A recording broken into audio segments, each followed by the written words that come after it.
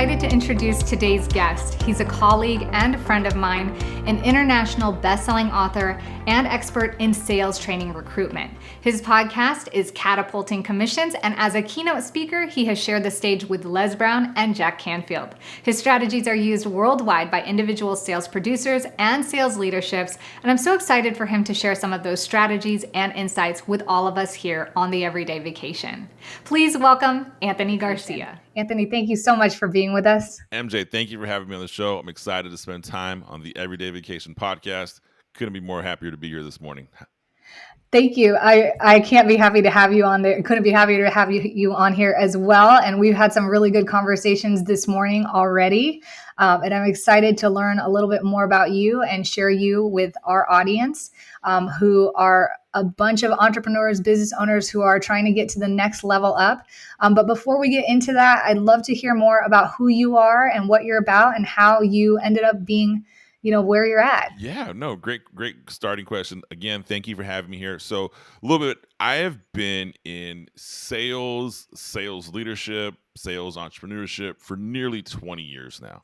I've built sales teams. My very first sales team, first sales job I had was 19 years old. The first sales team that I built, I was 21 years old. At 22, I had a sales team of 125 people working for me. So, wow. So I jumped into this. I'm going to build high performance sales teams, and so that scaled. So from doing entry level sales jobs to the last sales team I built, I didn't have anybody on my team that made less than $100,000 a year, and it was a great foundation. So I took all of that and built a consulting firm that really specializes and focuses on getting the most out of your sales performance, whether that is you, the individual contributor, you, the team leader. And when we created this program and we call it Catapulting Commissions, I found that the salespreneur was drawn to it. So this program, I was crafted this program for I'm going to go back into the corporate world where I was and say, hey, we're going to talk on the sales, we're going to get high performance. And I guess by accident, the salespreneur has become the primary person that I work with now. These are founder-led companies. These are small sales teams that are saying, I want to get the most out of my sales team, whether it's strategic or if it's sales goals, if it's mental. So that is my background. That's what I've been doing I've been doing it for the past 20 years. Catapulted Commission's been up and running for 3 years. And that's a little bit. Hope that kind of gives a little background. Yeah, that's incredible. I mean, 25, that's incredible. So, I mean, what is the secret to being a top salesperson, whether it's for your own own business or whether you're managing a team? Is there like a special sauce? Yeah. So the funny thing, right? The special sauce, and I say this, it's anticlimactic, right? The special sauce is I never quit. So let's just be really clear. I just don't quit. Now I'm not, there's sales trainers that are like, oh, I'm going to follow up and do all of this and become annoying. No, I just never quit.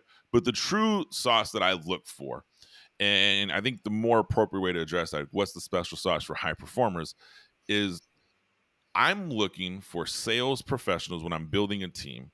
And what I'm going to say right here to your audience is, when I'm looking to build a team, I also talk about myself. So if you're listening and you're the founder of your company and you're the person responsible for driving sales, this applies to you also. I look for people that can handle and go through adversity. That's it. When someone tells me, like, hey, what is the secret you're looking for? Fast talker, sales experience, all of that is irrelevant to me. Like, I don't care. I just want to know, can you handle and persevere in the face of adversity? So much so that when I interview people to work with me, when someone wants to work with me, I would say, walk me through the greatest adversity you've ever faced and how'd you overcome it. It can be personal, professional, whatever you're comfortable sharing with me. And what people didn't realize is I didn't care if it was personal or professional. What I wanted to hear was, I got slapped in the face 100 times. I got up and kept going. That's what I want to hear. And that really is the secret of saying, okay, I can go through the adverse moments, the peaks and valleys in life, and keep going forward. So what about for people who are maybe just their own business owner? Their adversity right now might be I don't feel like I have enough time and energy, or I'm not getting sales. And so, there's this struggle with balance in life. Like, does that come with more practical goal setting, or does it come with just a mindset? Yeah. So for that founder led that's saying, I'm not getting the sales in life, right? And they might even say, Anthony, you're full of crap. Like, I can handle adversity. I started a business. You know how hard, how adversity is filled in starting a business. I totally get it. The world of sales, if you're not getting enough sales, I'm gonna say this wholeheartedly and honestly, how much time have you spent studying the craft? And you're gonna say, hey, Mhm. I don't have time to study the craft. If you're not getting the sales and you don't have time to study the craft, then let's kind of call it is what it is. It's not important to you right now. You have to be willing to say, I'm going to learn this trade. Now, I don't expect everybody that's listening. I know everybody who works with me, they are not expert sales professionals. They're saying, okay, how do I improve this? And for some, it is, I'm going to be a sales management. I'm going to manage the salesperson. I know what I'm looking for. I might not be the salesperson myself. The others, someone might say, you know what? I'm going to learn the ins and out of this. Truth be told, I say this all the time. Learning sales, like the ability to sell, the ability to influence, the ability to ask the right questions, that's pretty easy. It's just a time. Like, the only sacrifice is time. You have to learn the resources. You can pay tons of money to the gurus. You can listen to podcasts. You can read read books. You can watch YouTube videos. There's numerous ways out there that you can learn, and there's tons of sales modalities. But we can go down a rabbit hole. But you want to find the one that works best for you. But once you have that skill component, it's just the mental strength to say, okay, I'm going to go to the next one, and give yourself that learning curve. We always, you're in fitness, MJ, you'll get this. If I am 100 pounds overweight, I didn't gain the 100 pounds of overweightness in 3 days. It was a long cycle of behaviors that got me there. If I've gone to the gym 3 days in a row, I'm not going to lose the 100 pounds. In that same scenario, as a salesperson, if you haven't committed the time and resources to learn to be a salesperson and you've just started, give yourself that wiggle room to say, I'm going to Mhm. improve. It doesn't happen overnight, but you have to start somewhere. Hopefully that kind of gives you that direction of the question you're looking for. Yeah, so I'm hearing two things. Number one, don't quit. Mm-hmm. Maybe too many of us expect too much in the upfront, so we're not committed for the long term. And number two, always be learning, always be improving those skills. Absolutely. Every sales presentation that I make, everyone, I self reflect. To this day, 20 years later, I still self reflect. I self reflect Mhm. when it went well, I self reflect when it went bad. I am always saying, okay, did I do something wrong? And here's something that really has resonated with my clients who don't come from a traditional sales background. I have clients that fall in two categories: people that have been in traditional sales, they're like me, they were trained young, and they've taken all these sales training programs, and that's all they've done. Then I have the founders, right? And I said the salespreneurs that are working, and sales is something they've fallen into, right? They didn't sign up for this. Like, all right, I just fell into default. I started a business. No one was selling it, so I had to sell it. There is a Right. difference between an objection and a condition. And the moment we can learn that as a salesperson, then we'll know where to be hard or not hard on ourselves. Objections: MJ, your pricing, your service is too high. That's an objection. Condition: MJ, I got to be honest with you. The services you offer, so does my wife's cousin. And if I don't go with my wife's cousin, my life is going to be miserable at home. No matter how awesome you are, I'm not going to do that. Condition: you can't beat that intimate relationship between the prospect you're talking to and their spouse. You can handle the objection of, hey, your price is too high, this perceived value. That is a skill we can fix. That applies in anything. So what are the objections and conditions that you're hearing when you're trying to sell your products or services? Objections we can handle. Conditions, right? There's always the one-off condition where it's not, you're the customer's not going to buy, or someone's not going to be the right fit, and that's okay. If you find yourself in a position where you're hearing more conditions, then we look back at the client avatar. Is the person that you're targeting the right fit for what you're selling? And then, Right. in the always be learning method, if you go back and you just say, and the ones I like to learn from are the ones I didn't close, because those ones are like the most eye-opening. Like, I failed, I didn't, where did I go wrong, what did I do? But if you do that same analytical approach to when someone says yes, replay that. Like, muscle memory in sales is real. What did I do well, and can I repeat it the next time? So that's really where the learning is saying, self-reflecting, and then not being afraid to ask for help. There is a community of people that do what you do. No matter what it is you do, there's people who do what you do. Learn from them, shorten the learning curve, find the right group to get around with, ask the right questions. Um, you know, Entrepreneurship is lonely. You and I know this. It's a lonely world. And I've made jokes, with my wife. I'm like, hey, there's times where I'm like, man, outside of you, like I had no meaningful contacts with anybody that wasn't trying to sell something, buy something today. And we make that like, okay, we have to ensure we're engaged in our community to feed that brain, to get that networking in, to get that help, because no one's going to succeed alone. So if I were to put this in my language, I hear that the first step is make sure you're taking inventory. Mm-hmm. And then number two, identify what's actually adding value to you. Absolutely. And to gravitate towards, cultivate those things that add value to you, whether it's, people that can help give you more information, you studying to acquire more knowledge. But, you're talking about people. And I think this is something that, we oftentimes don't prioritize, but is really a priority. Is this what you're talking about when you talk about the power circle of accountability? Oh, such a good question. Absolutely. So we talk a lot about this power circle of accountability, that you need people to hold you accountable. Right? It's a component of people that are around you that are going to say, "Hey, I'm gonna hold you accountable." Right? Spouse, coach, mastermind, network of friends. Right? We list out different examples, but here's the key takeaway for your audience. All right, MJ, you ever set a goal and missed the goal? Oh yeah, Right. for sure. Happens all the time, right? All the time. Right. Yeah. So I know your audience is listening right now saying, yeah, I've set a goal and I've missed the goal. New Year's resolutions, we've all heard it before. 8% of New Year's resolutions are successful, 92% fail. If you're an entrepreneur, right, your goal is to be successful. The true reality is 50% of your entrepreneurs are going to fail in your business in the first 5 years, and you're going to close the doors.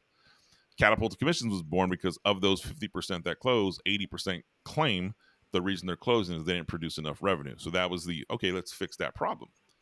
But the true problem, right? And what I'm telling you, that's like the sexy part of the business. When I tell like, oh, you come work with me, 50% of your businesses are gonna fail, 80% say they can't produce revenue. I'm gonna help you fix that. That's the money part, right? But the true reality is the accountability part. It's not sexy to talk about. Nobody wants to hear, oh, hold me accountable. But here, let's talk about the stats. If I want to set a goal and achieve a goal, if I tell no one, the likelihood of me completing it is slim to none. Hmm. Okay. If I tell someone, the likelihood of me completing it is a little bit higher, right? So you always hear the story, share your goals. What's your goal? Tell me your goal. So we talk about the goal, right? I think the phrase is speak it to an existence. I do not like that phrase. I think that phrase is misleading, because when you say speak it to existence, you'll have people speaking stuff to existence over and over again, and they'll never get anywhere. And when they Yeah. fail on that goal, it damages your confidence to go for the next goal. And if you speak it to existence without a plan, the people around you are like, dude, you're just full of lip service. Like, you no longer have credibility. The number one thing you can do in your power circle of accountability is have one person designed to hold you accountable. It can be a coach, it can be a colleague.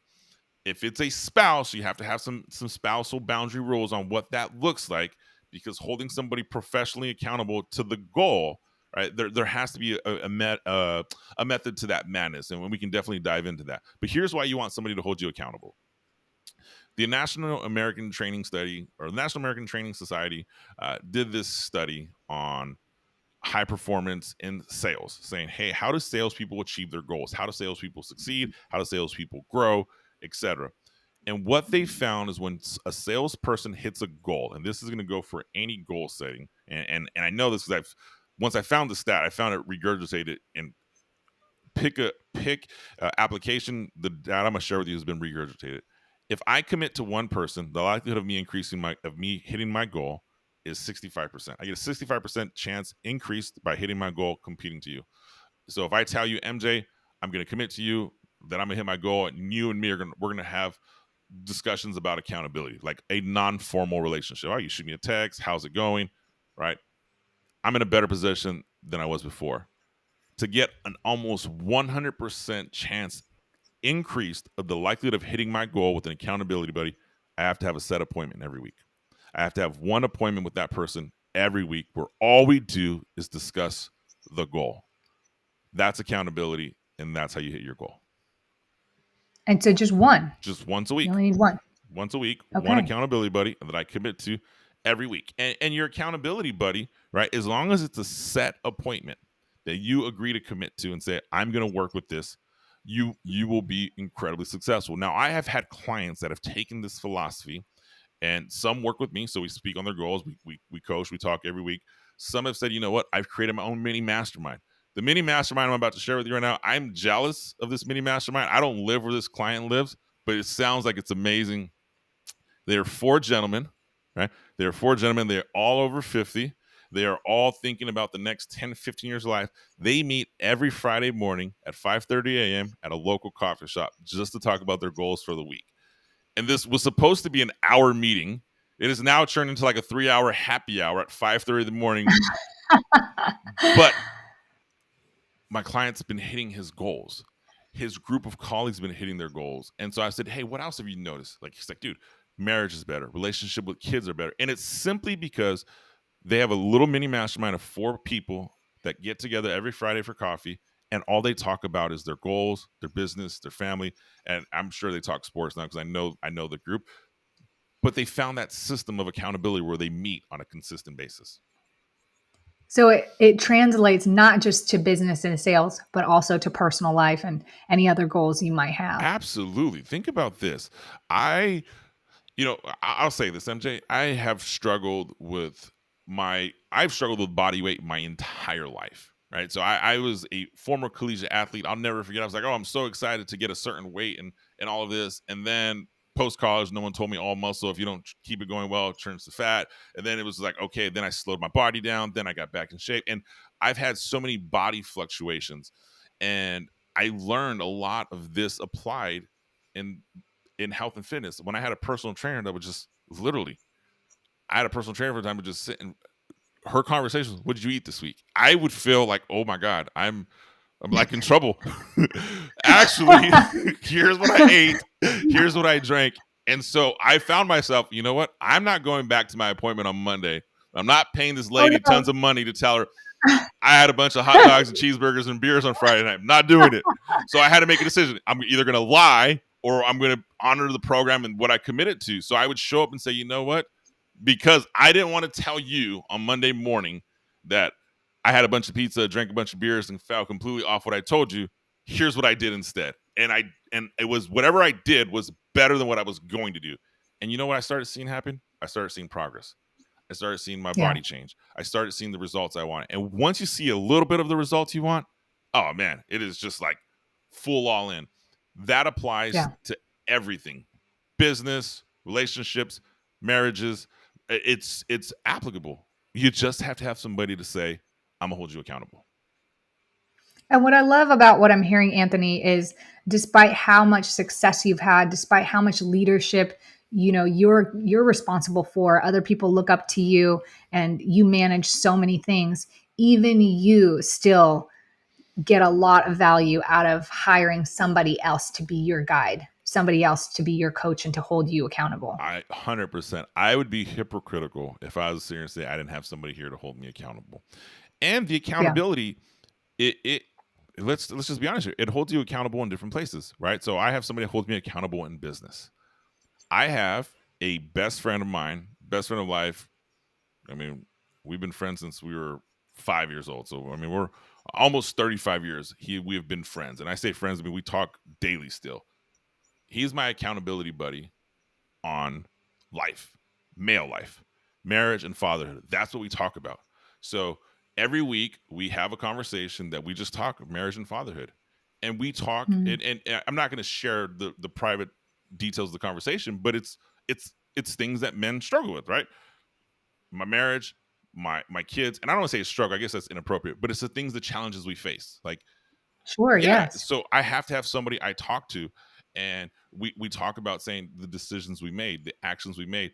And I have found, since him and I have committed to have these conversations, right? At first it was kind of weird because we've known each other, like, hey man, tell me about what's going on with the kids, tell me about the wife.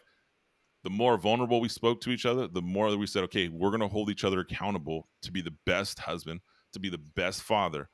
And it has changed. It is 100% changed. So I have taken this and run with it in everywhere. Now, my buddy who holds me accountable in marriage and fatherhood is not the person I pay tons of money to hold me accountable in business, right? There's definitely different Yeah. types of level of accountability, but it is an applicable system.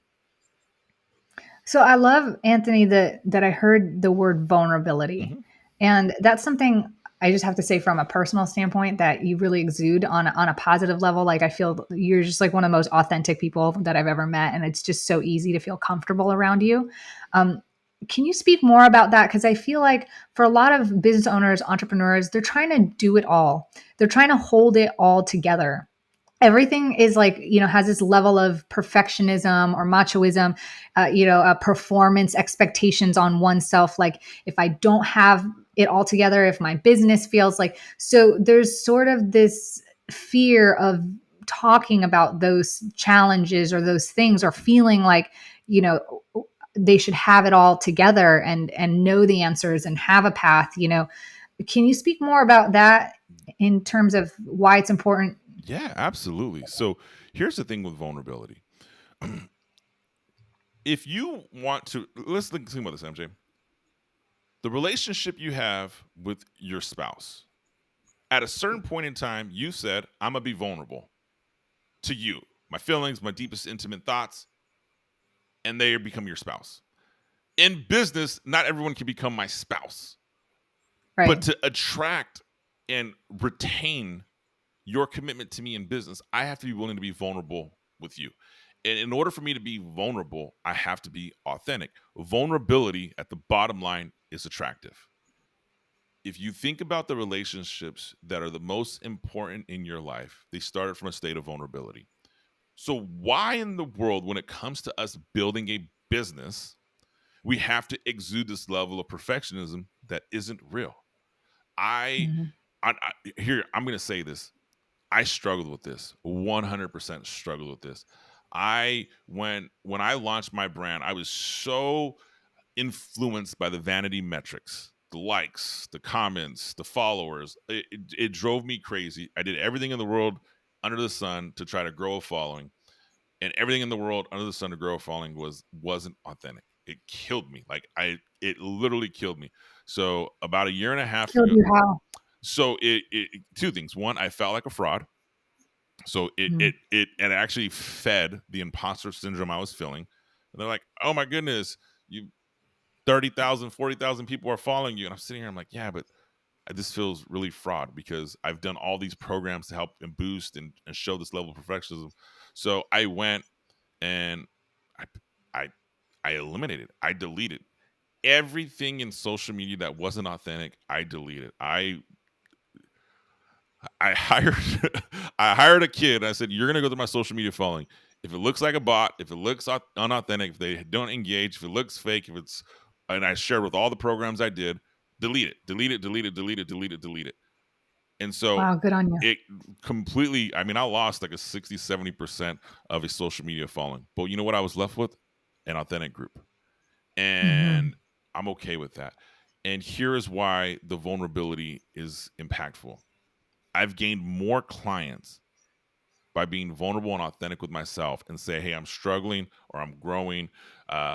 Even with my podcast, right? So I run my podcast. We're coming up on 20,000 downloads soon. I felt when I got to 10,000 downloads, I was like, man, this feels great. Then I looked at some of the people in my niche and they were getting 10,000 a month. And here I am super excited getting 10,000 in a year. And I was like, man, you know what? And I just shared that authentically with my audience and my following. I had an inbox and a DM from someone who was like, man, I really appreciate you not faking it. Like, hey, I'm building a brand. I'm growing. People love the journey. Think about this. If you could look, yeah, I'm sure you've seen this picture. You ever seen the picture of Jeff Bezos in the when he's building Amazon? The table's his desk. It's like the old spray painted Yeah. Amazon.com, right? Right. I want you to think about this. If you could watch a video podcast of Jeff Bezos in those early stages of building Amazon authentically, no fluff, no, oh, here's this magic following, here's the billionaire lifestyle. Him like, hey, I'm struggling. My parents gave me a loan. I'm trying to create books to sell online and it's not hitting right away. My company went public and the stock price dropped to less than $4 or $3 a share. Would you want to see that? Would you Right. you Yeah, you you would absolutely. want to see that's Yeah. authenticity. That's Mhm. vulnerability. We're attracted to that. Where we get distracted or we get discouraged is when we're in the middle of it. We're like, oh, I feel like I should be successful, and it's not happening. And I tell everybody, the people who are going to work with you, the people who are attracted to you, they want to know that you're human. They want to see some of the failures. Show it to them. Don't hide from it. You only lose credibility when you do. Yeah, and it seems like, it's exhausting, right? There was a point in my life where I was like, I have too much going on that I cannot spend energy Mm-hmm. caring about, maintaining this image of perfection, about what other people think. I mean, you care to an extent, right? Mm-hmm. But if somebody's just not going to like you for no good reason or whatever, what can you do about it? They're not your audience, right? They're not the people you're selling to. Absolutely. The biggest mistake we make is to think that our product or service is good for everyone. It's really not. It's good for a ideal client avatar, and the person you serve is how your business will grow. The moment you try to sell your product or services to everyone, you're selling it to no one. I love that. You're selling it to no one. Oh, that's good, Anthony. So what is the key to getting the most out of sales or your sales team? How do you keep them motivated? Yeah. Um, So it's really, I'm gonna tell you, it's gonna be really simple. You're gonna find an alignment with what we spoke about today, but we're gonna just talk about goals. At the end of the day, right? Your company is a vehicle for people. So if you're a company and you're an entrepreneur, the company you've built is a vehicle for you to get what you want out of your life. So the moment you realize I can drive this vehicle in a certain direction, I can get what I want out of my life. That's how the entrepreneur thinks. This is a vehicle. So if I have my real estate firm, or if I have my clothing business, or I have my restaurant, I know the profits I generate help create the lifestyle that I want, help pay for the mortgage, help pay for my kids, etc. It's just a vehicle to get the most out of the salespeople. When you hire a salesperson, the biggest mistake we make as a entrepreneur, as a founder, as a sales manager, is thinking the salesperson we hired has the same motivation that we have as the founder. We hired a salesperson, and for us to get the most out of them, we have to find out what that person's personal goal is in life, and teach them to use the job you've given them as a vehicle to get there. That's it. The vehicle is how mhm. we get to the goal. So if you want to get the most out of your salespeople, let's teach you how to use this sales job. So if I'm running an insurance agency and you're the very first person I hire to come work at my firm, State Farm, Farmers, et cetera, whatever, pick one, you come and you work with me. And I'm gonna say, hey, I'm gonna show you how to use your time working with me as a vehicle to get what you want out of life. What is it? And those are the conversations you have to get the most out of people. You have to say, I would sit with my sales reps when I would hire them. You mentioned vulnerability. I would say, hey man, what do you want out of life? Like, what do you mean? 5 years from now, what do you want? And everyone would have the same answer. Some corporate response. Oh, I want to be doing this. I want to be doing that. I want to be a manager. I want to be a regional director. I want to make X amount of money. Okay, that's cool, but why? Like, what do you really want out of life? Like, Mhm. what is the goal you're hoping for? And listen, I'm gonna tell this to your audience right now, because there's entrepreneurs that always have this money factor, right? I want to be a 7-figure entrepreneur. I want to be an 8-figure entrepreneur. I want to make my first 6-figure year. The money can't be the goal, because Yeah. once you've hit that goal, what's gonna keep you there, right? Making 100 grand a year is easy. Making 100 grand a year 10 years in a row, it's easy. Making a Mhm. 100 grand a year and finding purpose year over year and not allowing the money to define you, that is where the character development takes place. Because I Mhm. tell people all the time, don't have money be your goal, because money simply is not enough. Because two things happen, right? You get so attached to the money, you lose your moral compass, you lose your identity. Or two, once you make a certain level of money, it doesn't motivate you anymore. Like, yeah, Mm-hmm. it's, okay, it's not. It's equivalent, right? If I told you right now, hey, go take out the trash, I'll give you $2. You're like, I'm not doing that crap for $2. Let me go tell my Yeah. kid, hey, do this for $2. Like, yes, absolutely, 100%, right? Same concept applies. I love that because, we talk a lot about creating our everyday vacation here Mm-hmm. on this podcast. It's our, focus. What does an everyday vacation mean to you? And I think a lot of times we look at money instead of the metric as the end goal, and that more money is better. And I will say, personally for us, we have to actually discuss, me and my husband, discuss that, how much money do we actually want to make to maintain the lifestyle that we actually want to have. So we actually say a lot of no's to money opportunity in order to maintain our everyday vacation, the kind of life that we want to experience daily on our terms. And because of that, it is a balance to, be motivated to make more sales, to keep it going just enough, but also, a balance of not being unmotivated because we're very content with what we have. Is there anything that you can say to people who maybe out of balance in that respect? If they're focused too much on the money or focused too much on working. Yeah, absolutely. How do they know? Absolutely. Here's the thing. I'm like you. I say no to things all the time. When someone's like, "Oh, I have this money making opportunity," right? Fun fact, side note, if you have somebody in your network, that's a salesperson and they love being in sales, they love teaching sales, doesn't mean they always want to sell everything, right? I get propositioned to sell everything and anything all the time. I mean, from all over the globe. Like, hey, we have this new product. You want to sell? No, I don't. No, I don't. No, I don't. Like, I literally do not want to sell every product service. Everyone has their magic bell whistle. So you mentioned alignment. You mentioned saying no to things. I always try to focus my alignment by reverse engineering it. What is it that I want in my life? So 10 years from now, what do I want? 5 years from now, what do I want? Heck, at the end of 2022, what do I want my life to look like? And so we reverse engineer the goal, right? Everyone hears it in business. Reverse engineer in business. Oh, I can reverse engineer and funnel hack your activity. I can tell you how many people need to visit your website, how many calls you need to make. I get it. Do the same thing for your goal. And if you reverse engineer where you want to be, you realize there's certain things that don't end up in alignment with what you want to be. So if I want in 5 years from now to have a certain type of lifestyle, and the lifestyle I'm saying isn't money filled, it's more health filled. Like, I want to enjoy my life. Do I want to take on a certain project that, truth be told, is going to add additional stress, is going to distract me from the original goal that I set out? And hey, you might make a little bit of money in it.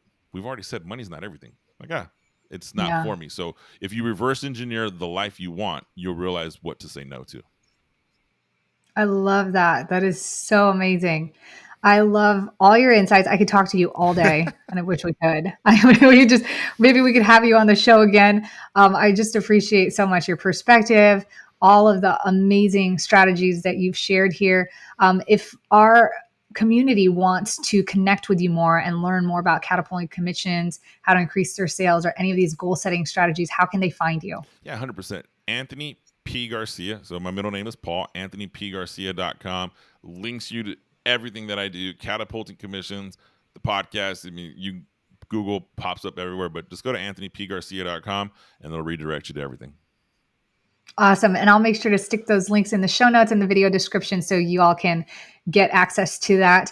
I thank you so much for your time here, Anthony. I always enjoy my time with you. I always get amazing nuggets of wisdom, both on a personal and professional level. So it's been an honor to have you here. Thank you so much for being here with us. My pleasure, MJ. Thanks for having me. And I wish you nothing but success this year. Thanks, guys.